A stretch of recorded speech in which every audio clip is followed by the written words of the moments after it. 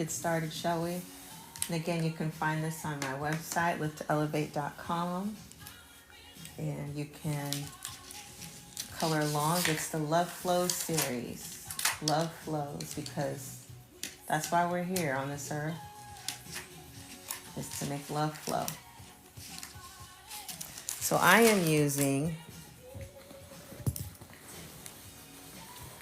the mandala that I created, and I'm also using this So Color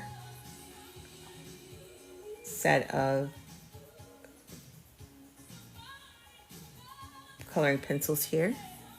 So if you want to get those, I've got these off of Amazon, and they said they're vibrant color. So I'll be using those.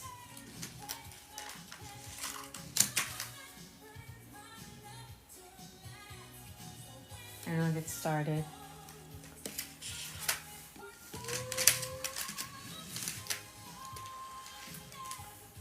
So let's start with maybe some red. We want to talk about the different kinds of love. You know, love shows up in many forms. You have romantic love, you have familial love, you've got friendship love, you've got self-love. And all the loves are important.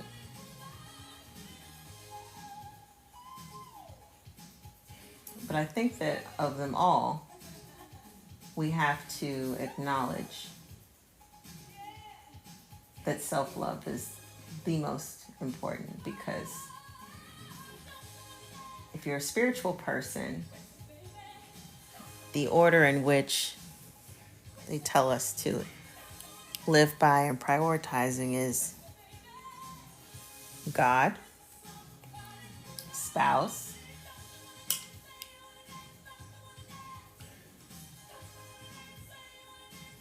God, spouse, children,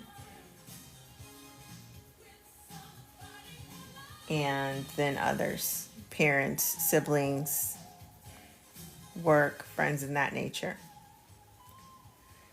And some people get confused about that, because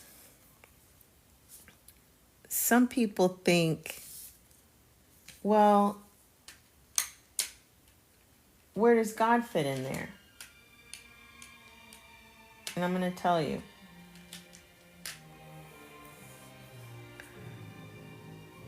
If God is in us, then we are love. If God is in us, then that means that we also need to prioritize ourselves first. Because taking care of ourselves is honoring God. Right?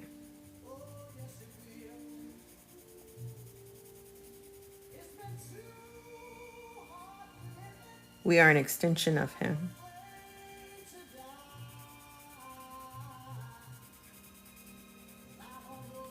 And the better that we live, the better that we treat ourselves,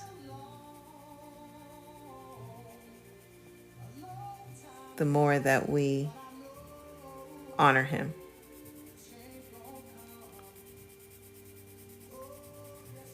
So let's go down this list of love and honoring and prioritizing. Okay? So what does it look like to prioritize self?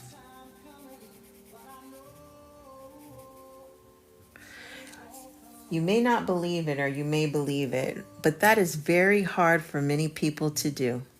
I want this to be a little darker. To prioritize themselves. Because we have some people who are just givers. And it feels good to give. And we see giving as godly, like Jesus gave. We're being, we're giving of ourselves and we're sacrificing. Jesus sacrificed, and so should we. But did you know that because Jesus already made that sacrifice,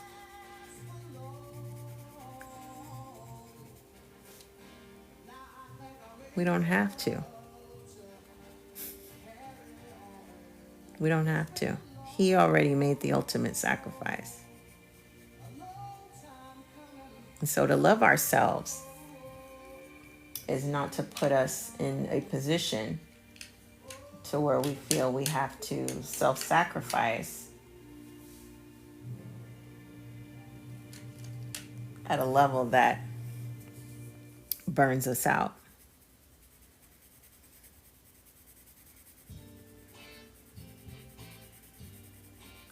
Because if you're burnt out,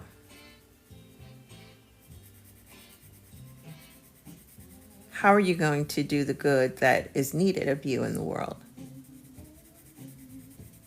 If you're burnt out,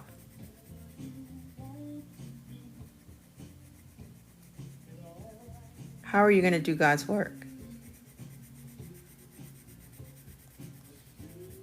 If you're burnt out, how are you going to continue to help and take care of the people that you sacrifice for? You might as well tell them, I'm only here with you for a minute because I'm burning myself out. So you're not going to have very long with me because my health's going to fail sooner than it should, because I'm steady sacrificing and not taking care or prioritizing myself, not showing myself self-love.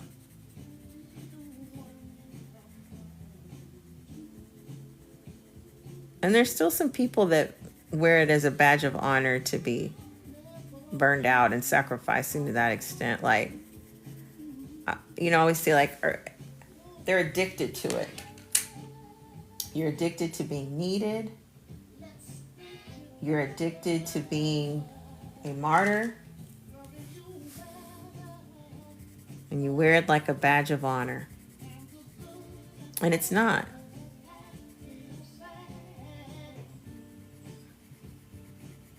Show me in what religious doctrine where it says that we are supposed to beat ourselves up, beat our bodies up, beat our minds up,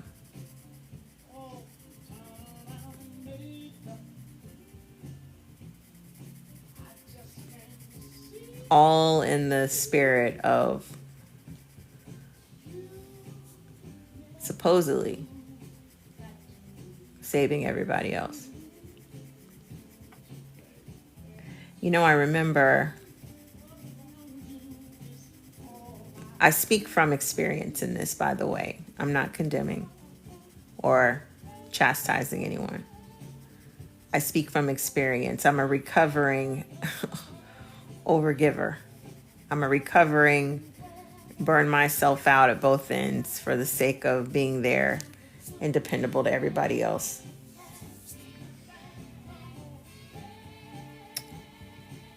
But I always thought that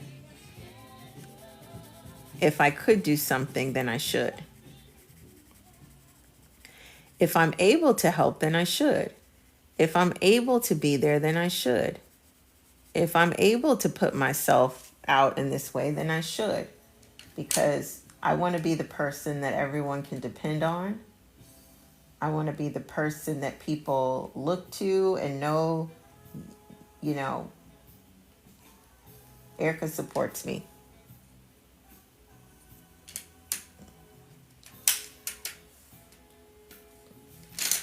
And it seemed like sometimes I felt like people didn't really understand that. Until one day, my mom told me, we were coordinating going somewhere, and I was trying to make sure that she had a ride, or she was going to follow somebody or something, that she didn't have to go by herself, because we had far to go. And when I was trying to coordinate that with her, and let me just add this to it, I am one of 6 children. So there are 6 of us, not to mention grandkids, spouses, all that kind of thing. And it seemed like no one was concerned on how my mother was going to get there or who she was going to ride with, because this event was far away. It was like an hour away. And so when I was trying to coordinate, people weren't calling me back. They weren't responding. It was just brushing off. And I was like, what the heck? And so I remember telling my mom, like, who are you riding with? Who are you going with? Trying to get it organized, because I'm supposed to be there. It was actually for my birthday, to be honest with you. And I needed to get there earlier, but I'm trying to coordinate this with everybody else. And my mom just eventually, like in frustration, to be honest, was like, Erica, you can't save everybody. Just let it go. You can't save everybody. And I thought, what do you mean I can't save everybody? Like, how am I trying to save everybody? By just making sure that you're not riding out here by yourself, that you're riding with somebody, or they're following you, that everybody's got, who they're supposed to ride with and go with, and they know how to get there. But in that moment, I also heard what she said. And she said, very frustrated, in a very frustrated manner, Erica, you can't save everybody. And do you know what that taught me? That taught me that my mom knew exactly who I was. And I say that because I always felt like I was given a hard time. That I was always trying to look out for people, help them out, have people live their best, be there for them. And it seemed like I don't know, it just always seemed some mess or something.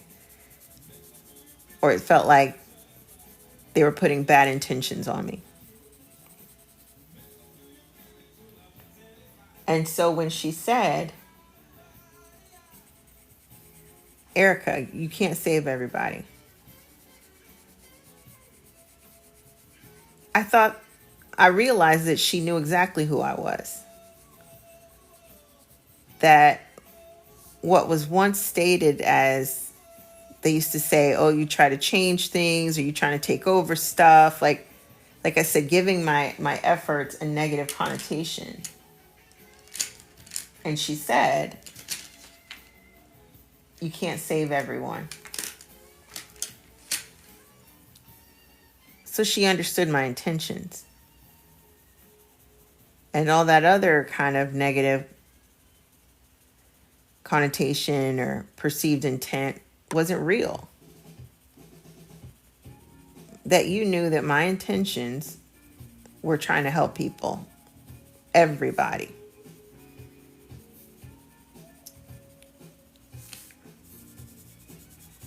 And something that seems so small and obvious to me, making sure that everyone had a ride there and would get there safely, was an annoyance to the rest of them. They just wanted to do things their way. And she wound up driving herself.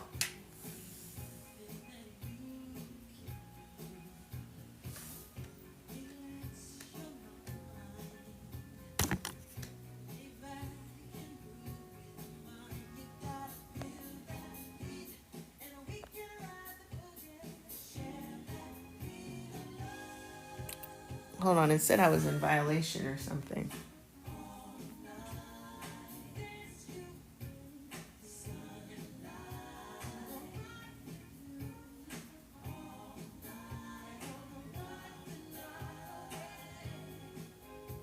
Said I'm being redirected to try to sell people stuff. I'm not trying to sell anything, so I'm not sure what that is.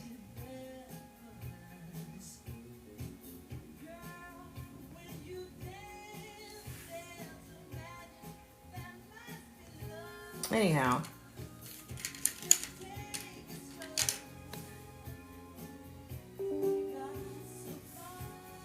I'm not sure what happened. It said I was warning in violation of something. But anyway, I realized that I had to start focusing on myself.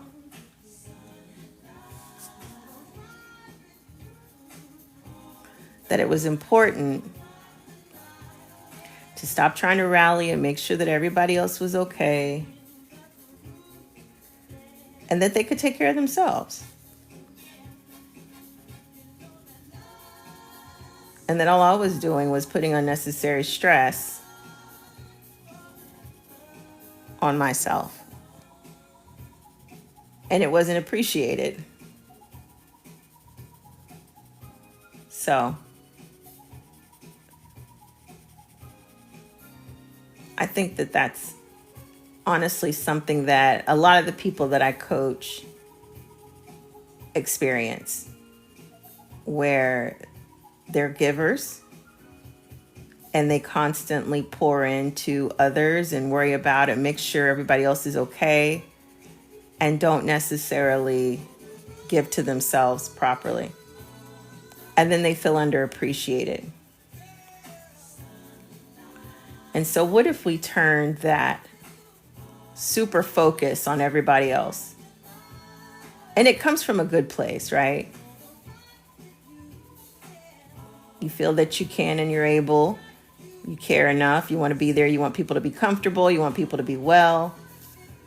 But often when you do that in that way, it's at the expense of yourself, your health, your well-being, your sanity. And while in my case, I should have been focused on, like I said, it was my birthday. I should have been focused on my getting to the party, getting everything set. I was over here worried about people that didn't want me to worry about them. Rushing, stressed out because of it, because of the story I was telling myself. And so I think that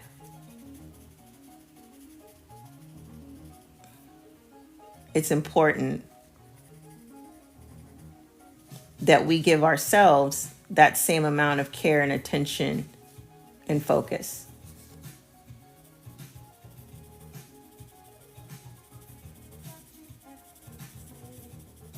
And when we don't, I think we kind of need to look into why that is too. When we don't give ourselves the same kind of care, attention, focus, it's actually depriving yourself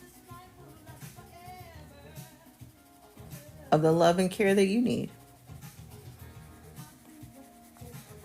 I don't think that it's selfish to focus on yourself. What do y'all think? It's not selfish to focus on yourself.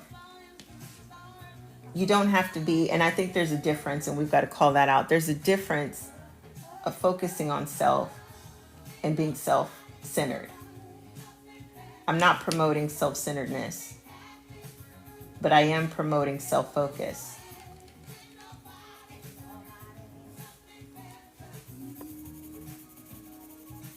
Until you are in a position to where you can properly take care, nurture yourself in a way that's sustainable, meaning that you're good, your health is good, your finances are good. You know what I mean?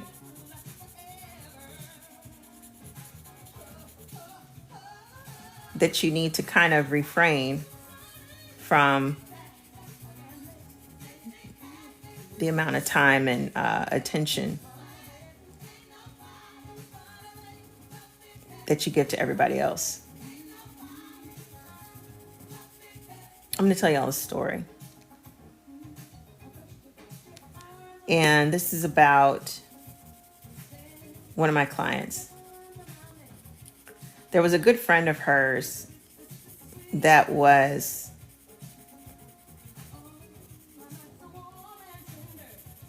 and if you're just coming on and you want to download this in the comments on livetoelevate.com,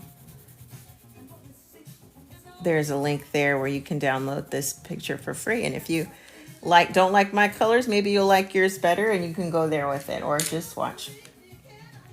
But there's a client of mine, and one of her good friends got into an accident, very, very, very, very bad accident, to where he very well may have been, I want to get blue. He very well may have been paralyzed. So she rushes to the hospital, and while she's at the hospital, the family's there, right? And she's a close family friend. But she goes to the hospital and she's there all day. And she's supposed to meet her other friends later on. And she's there, she's taking care, she's being supportive, she's doing all the things that she should do. And so I happened to be at the place with a friend of hers, which is how she became a client.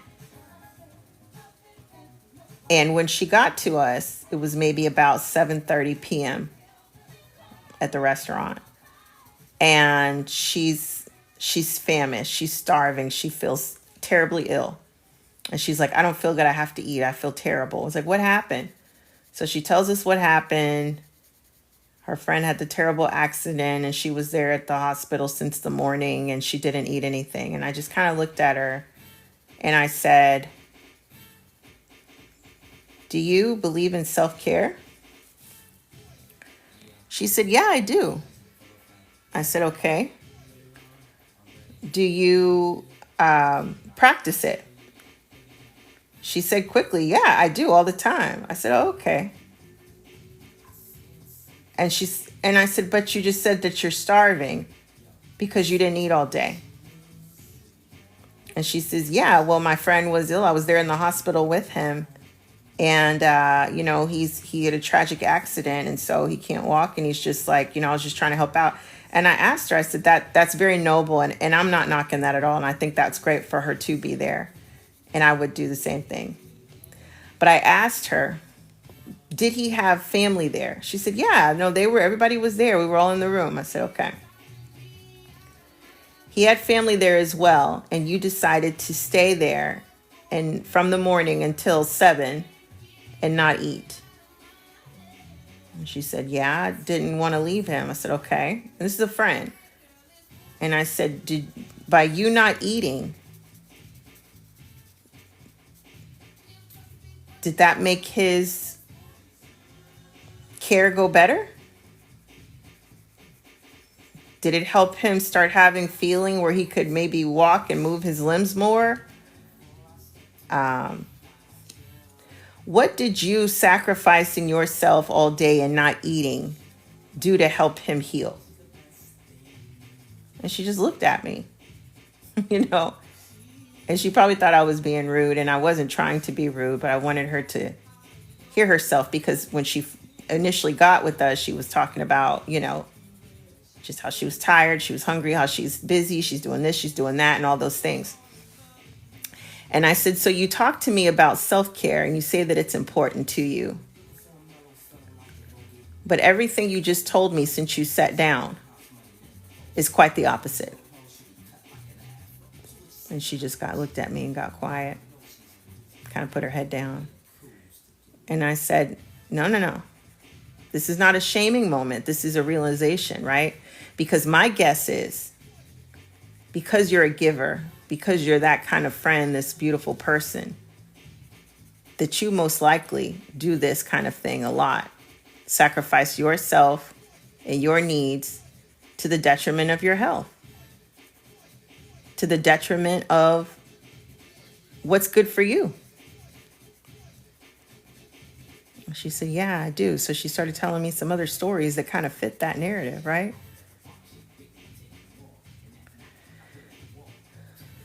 So I just helped her to understand that, we all do this. All of us givers. We overgive. And while we think that that's showing love and care and being there and all of these things for everyone else, we're really going against what God would want for us.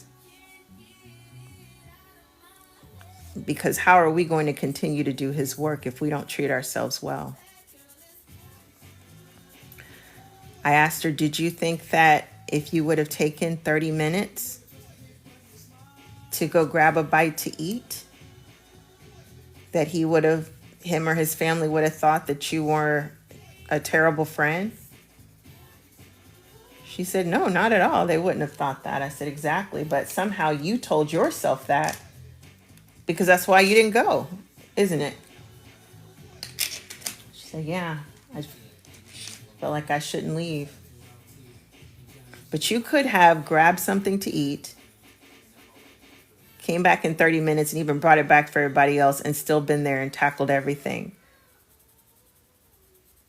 That's self-love. That's putting God first because you're putting yourself first. You think it pleases him for you to not take care of yourself? No, she said.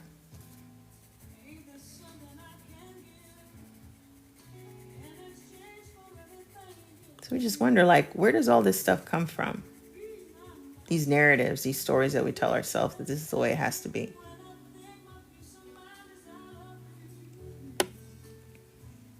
The way we grew up.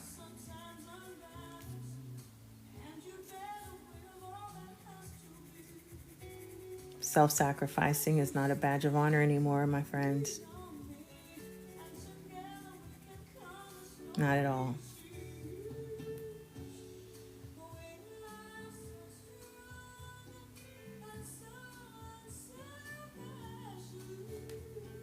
What do you think? Are y'all with me on that?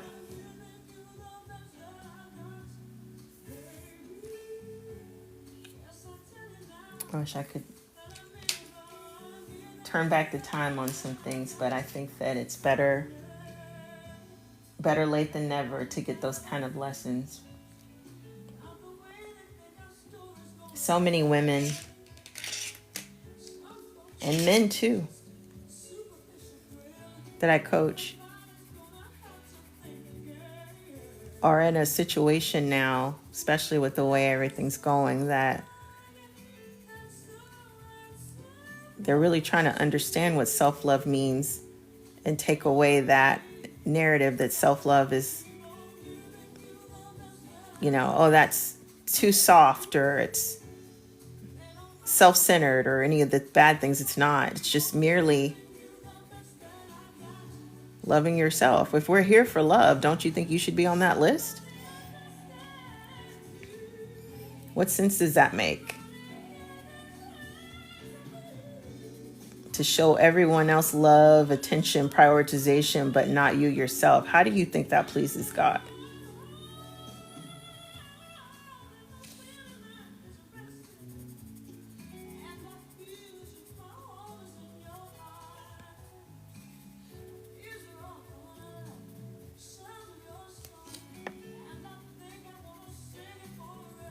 We got to get better at that. And now I'm going to go into allowing ourselves to be used for the sake of family, for the sake of friends.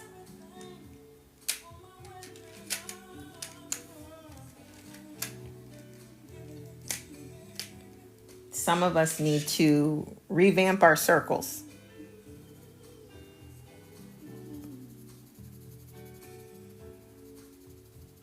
And that's hard to do. I'm not going to say it's easy. You have people that you grew up with. You have people that you care about deeply and dearly. But as you grow and you evolve, you kind of start to see something. This person doesn't value me in the way that I need to be valued. This person doesn't value me in the way that I value them. And so what should you do? Spend more years subjecting yourself to that kind of treatment and interaction?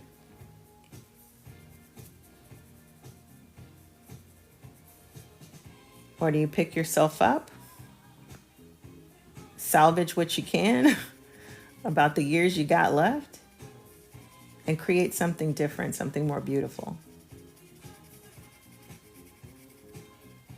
I think we allow ourselves to be prisoners to our own stories, our own shoulds. I should do this. I shouldn't do that. I shouldn't leave. I should be more patient. I should, try to work this out. I should be there for that person in this. It's all these shoulds. I want you to maybe take a minute to reassess some of those shoulds. And see if they still make sense to you.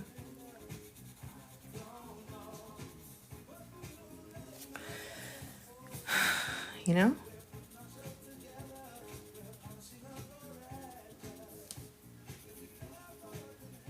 I don't know how often you all do mandalas.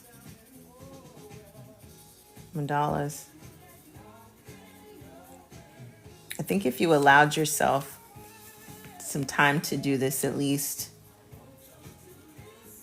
once a week. I would say more than that, but start with once a week. Put on your favorite music and just color. All the shapes, all the sizes, all the curves, and give it a theme.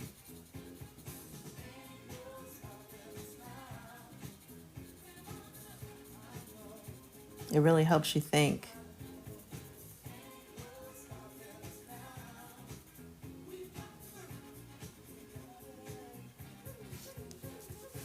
Getting somewhere with it.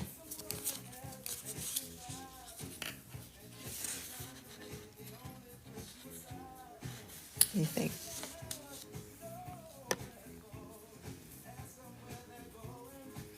So how do you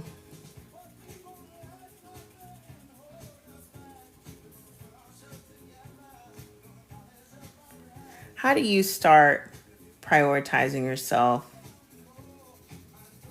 without feeling guilty?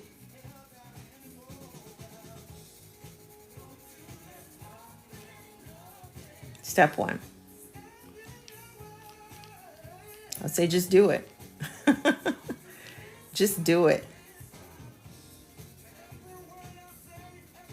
But no. I would say step one is write a list of all the things that you need to feel good in the day. Do you need to take a walk? Do you need to drink a certain amount of water? Do you need to have a certain type of diet? What are the things that you need that make you feel happy and whole? Write a list.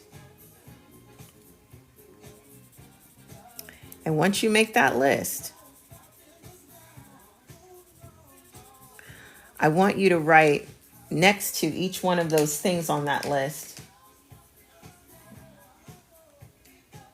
what it does to you. So, for example, when you go out for a walk, what does that make you feel like? Does it make you feel happy? Does it make you feel relief? What do you feel when you go out for a walk? What do you like to see? What do you like to do? What do you like to think about? I want you to write that next to it. Do you like to go to the movies? Why is that? What feelings does it give you? And do that all the way down the list.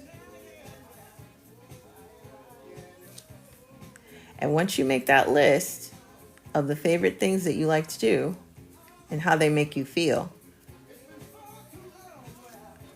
I want you to start deciding which ones you're going to prioritize I want you to start deciding which feelings that you want to feel more often.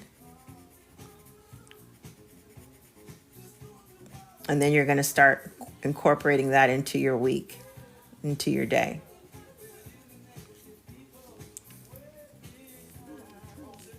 And as you do that,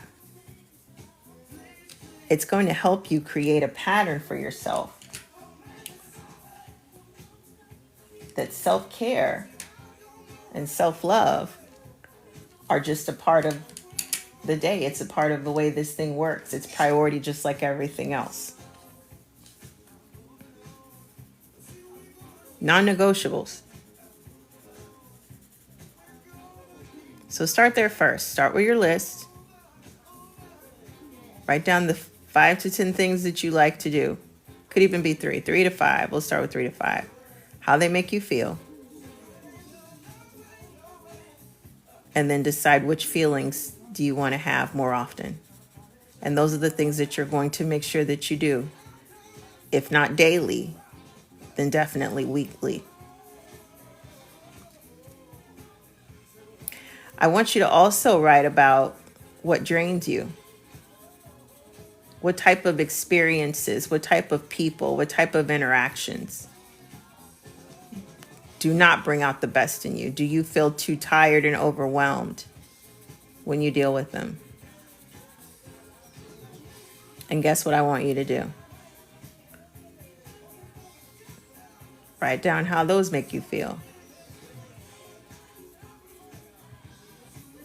And then once you do that, you got it. I want you to I want you to decide which ones you want to make sure that you are involved and around less of. You see, because once you write it out, it becomes more of a contract between you and self and you and the universe. And so now you've got to keep yourself to it because it's written out and it's there and you're conscious of it. And so when you're in the situation that's not so great, oh gosh, I'm on the phone with this person again and all they keep doing is talking about this, that, and the third. Right? I don't want to keep hearing this.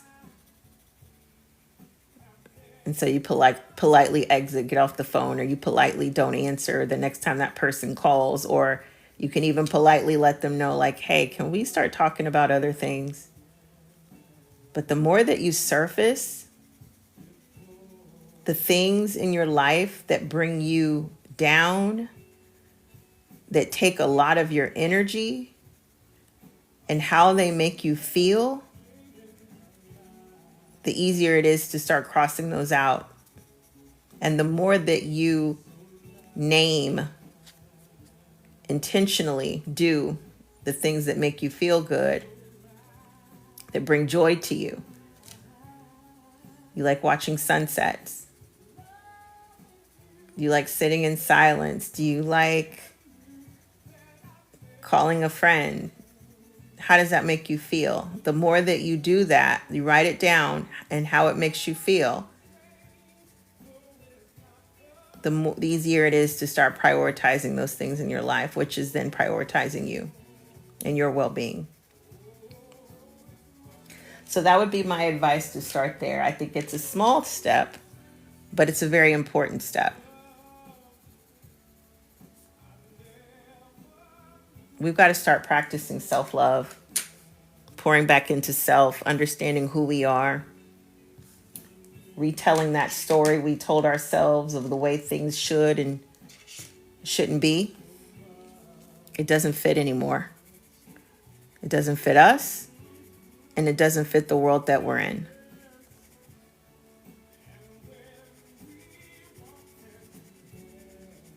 So,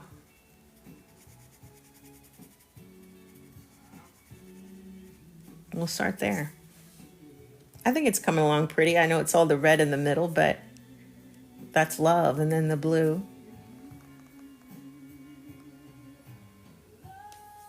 Going all right.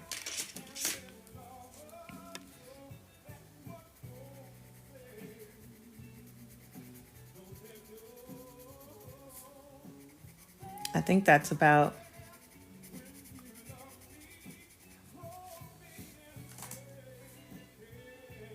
mostly of what I wanted to say today. I thank you all for joining. It's about self-love. So take those 2 steps that I suggested. Write down what brings you joy. Write down why it brings you joy, the feeling you get when you're doing that or around it. And decide to do more of that. Prioritize that and make a commitment to do it daily or weekly. Let's start there. Prioritize what brings us joy. And on the opposite end of that, we're going to write our list about what we do not enjoy, we do not want to do, what that makes us feel like when we are around it or doing it. And we're going to deprioritize that consciously, intentionally, right? All right, try it out. Send me a note. Let me know how it goes for you. And I appreciate you joining.